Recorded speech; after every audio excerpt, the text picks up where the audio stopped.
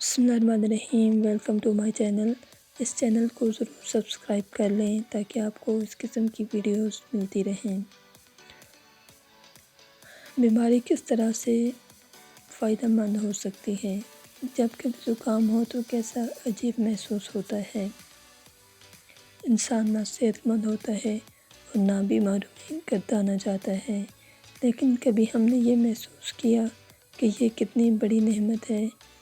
گرمیوں میں زکام ہوا، مزے کے ٹھنڈے ٹھار جوس پی کر اب زکام کا مطلب ہوا کہ جسم میں ٹھنڈک زیادہ ہو گئی ہے۔ کچھ ٹھنڈی چیزیں کم کی جائیں، کھجور کھا لیں تو وہ بھی فائدہ مند مسالے کا کام دے گی۔ اگر زکام نہ ہوتا تو ہم ٹھنڈی چیزیں کھاتے رہتے اور نمونیا ہو جاتا، جو زیادہ بگڑ جائے تو موت بھی واقع ہو سکتی ہے۔ یعنی زکام رحمت ہوا۔ انسان نے کچھ تکلیف تو اٹھائی لیکن بڑی تکلیف سے بچا لیا گیا۔ اس طرح گرمی میں پسینہ آتا ہے، انسان تنگ پڑ جاتا ہے کہ ایک تو پسینے کی الجھن الگ اور ساتھ بدبو الگ، لیکن یہ بھی رحمت ہے۔ لیکن کیسے؟ جسم کا درجہ حرارت بڑھنے لگا تو ہمارے اختیار کے بغیر پسینہ بہنے لگا، جس نے جسم کو ٹھنڈا کرنا شروع کر دیا۔ دوسرا، جسم کے لیے الارم بج گیا کہ جسم کی برداشت سے گرمی زیادہ ہے، کچھ تدارک کیا جائے۔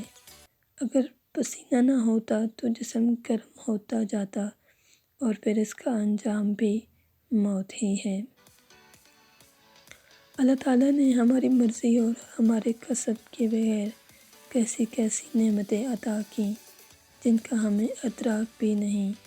اسی طرح یہ بیماریاں، یہ تکالیف، یہ دکھ، یہ درد، یہ غم، یہ آزمائشیں سب علامات ہیں کہ اللہ کی طرف رجوع کر لو، اللہ کی طرف منہ موڑ لو، اللہ کے ہو جاؤ، اللہ کو راضی کر لو، اللہ سے دوستی کر لو، اللہ کے مقرب بن جاؤ۔ اگر یہ علامات نہ آئے تو انسان اپنی دنیاوی ڈگر پر چلتا رہے